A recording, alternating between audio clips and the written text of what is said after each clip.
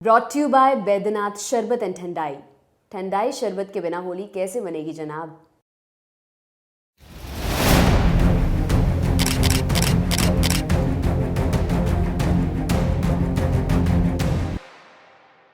21 मार्च की देर रात दिल्ली के मुख्यमंत्री अरविंद केजरीवाल को गिरफ्तार कर लिया गया। गिरफ्तारी से पहले ईडी ने भ्रष्टाचार के मामले में केजरीवाल को कुल 10 समन भेजे थे। मुख्यमंत्री को अंदेशा था कि उन्हें गिरफ्तार किया जा सकता है, इसलिए उनकी तरफ से दिल्ली हाई कोर्ट में याचिका दायर भी की गई थी कि अगर वो ईडी के सामने पेश होंगे तो उन्हें गिरफ्तार ना किया जाए। लेकिन हाई कोर्ट ने केजरीवाल की गिरफ्तारी पर रोक नहीं लगाई।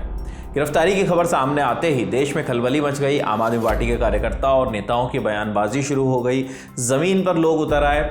लेकिन भारत के बाहर इस खबर का क्या असर रहा, ये जानने के लिए हमने कुछ विदेशी अखबारों को खंगाला। दुनिया के कुछ जाने माने मीडिया संस्थानों ने गिरफ्तारी पर क्या कुछ लिखा, आपको ये बताते हैं। ये तमाम जानकारी जुटाई है हमारी साथी विभावरी ने, जिन्होंने तमाम अखबार सुबह सुबह स्कैन किए और देखा कि विदेशी मीडिया ने इस मामले पर क्या लिखा। शुरुआत करते हैं न्यूयॉर्क टाइम्स से।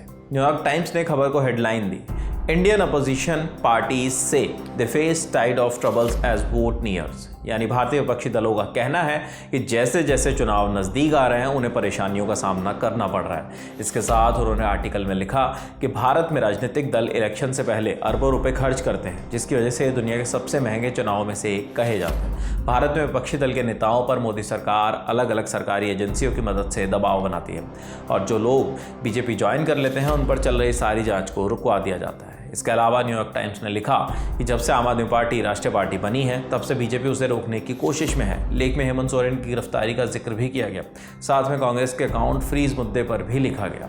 अब बढ़ते हैं ब्रिटिश मीडिया संस्थान बीबीसी की तरफ। Arvind Kejriwal Delhi's chief minister arrested over corruption claims, यानी भ्रष्टाचार के दावों पर दिल्ली के मुख्यमंत्री अरविंद केजरीवाल गिरफ्तार। बीबीसी ने आर्टिकल में आपके नेता दिलीप पांडे के उस बयान का जिक्र भी किया जिसमें उन्होंने कहा था कि गिरफ्तारी से पता चलता है कि मोदी केजरीवाल से डरते हैं।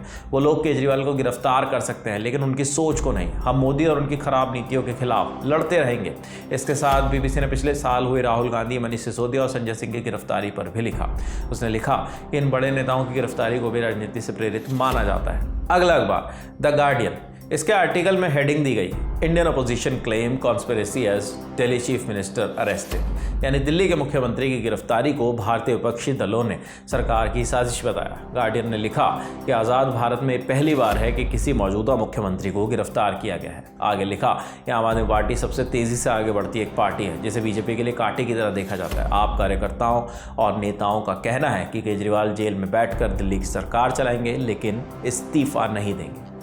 अल जजीरा ने लिखा, Indian opposition leader Arvind Kejriwal arrested over corruption claims, यानी भ्रष्टाचार के आरोपों में अरविंद केजरीवाल को गिरफ्तार किया गया। अल जजीरा ने खबर में आतिशी के बयान का जिक्र किया जिसमें उन्होंने कहा है कि आम आदमी पार्टी ने सुप्रीम कोर्ट का रुख किया है। केजरीवाल दिल्ली के मुख्यमंत्री बने रहेंगे और उनकी लड़ाई कार्यकर्ता लड़ेंगे। ब्लूमबर्ग पर आए तो उसके आर्टिकल में हेडलाइन दी गई, prominent Modi rival arrested weeks before India's elections. यानी भारत में चुनाव से कुछ हफ्ते पहले मोदी प्रतिद्वंदी को गिरफ्तार कर लिया गया। ब्लूमबर्ग ने लिखा कि मोदी भारत में एक मजबूत नेता है और तीसरी बार प्रधानमंत्री बनते नजर आ रहे हैं। उनके विरोध में कई सारे विपक्षी एक साथ आए हैं और उन दलों को सरकारी जांच का सामना करना पड़ रहा है। इसके साथ आपके दूसरे मंत्रियों की गिरफ्तारी के बारे में भी लिखा गया। केजरीवाल की गिरफ्तारी पर विदेशी अखबारों के स्टैंड पर आप क्या राय रखते हैं, कमेंट सेक्शन में हमें ज़रूर बताएं। आगे जैसे जैसे इस मामले से जुड़े अपडेट आएंगे वो हम आप तक पहुंचाते रहेंगे। देश और दुनिया की दूसरी बड़ी खबरों के लिए देखते रहिए द लल्लन टॉप। शुक्रिया।